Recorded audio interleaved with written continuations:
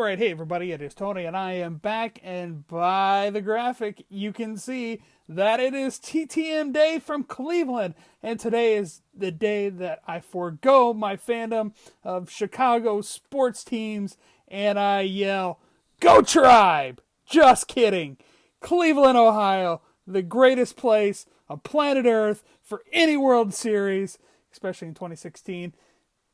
It was such a great experience to be at that World Series. Now let's take a look at the TTM standings. And Brandon Stebbins and Jedi Styles each added one from Monday. Other than that, it doesn't look like anybody else has added a TTM. So now we're on to my TTMs. And the first one comes from Ty Cline. Ty Cline began his career in Cleveland, signed out of Clemson. And in his very first major league game, the Tribe played the Red Sox.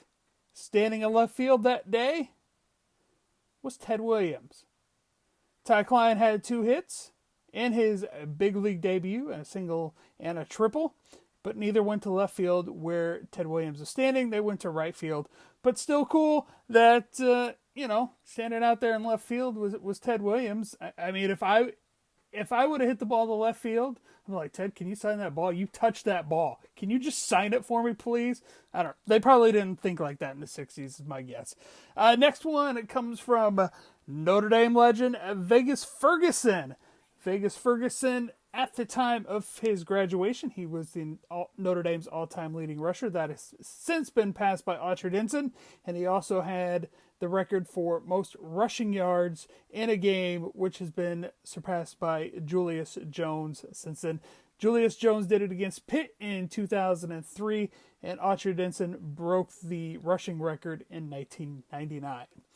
And the next one is Lou Klimchak, I believe is how you say his last name. An absolutely great guy. And with a lot of these guys, especially, the gentleman who played in the 60s and earlier, I don't know a ton about because I wasn't around. I didn't watch him. But I was reading Lou Klimchak's, I'm probably screwing it up his name so terribly, but I was reading his Sabre story. I'll put a link in the description if you wanted to check it out. And it's just talking about what he did after baseball. He worked for a brewery. He worked for a soda company.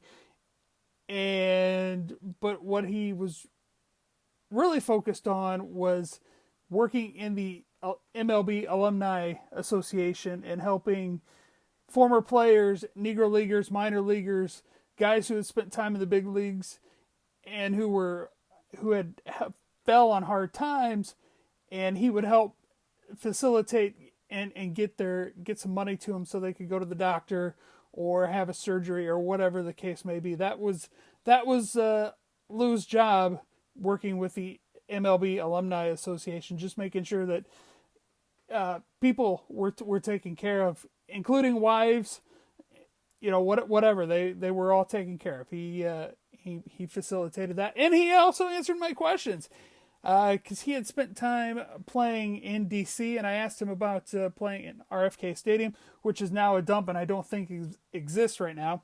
I was actually at the last football game, and he said, I thought it was an updated stadium compared to Griffith Stadium, and he thought it was a great facility. Obviously, between the 60s and 2018, when I was in there, it turned into a dump.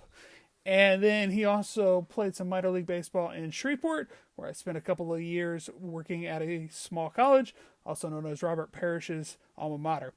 He loved Shreveport, thought it was a great experience, and had a great time in Shreveport. The final TTM, I've spent a lot of time on Lou Klimchak. The final TTM is Russ Snyder. Won a World Series with the Baltimore Orioles in 1966. I was also reading about him. Again, a guy I just don't know a lot about. And the former Baltimore players, Baltimore media, they said that Russ Snyder was part of a big reason why they won the World Series in 1966. Not because of anything he did statistically. It was because he was a guy that got him going. He was a guy that he was the unsung hero of the team that year, and A lot of the former players say it was Russ Snyder the reason why that they won the World Series.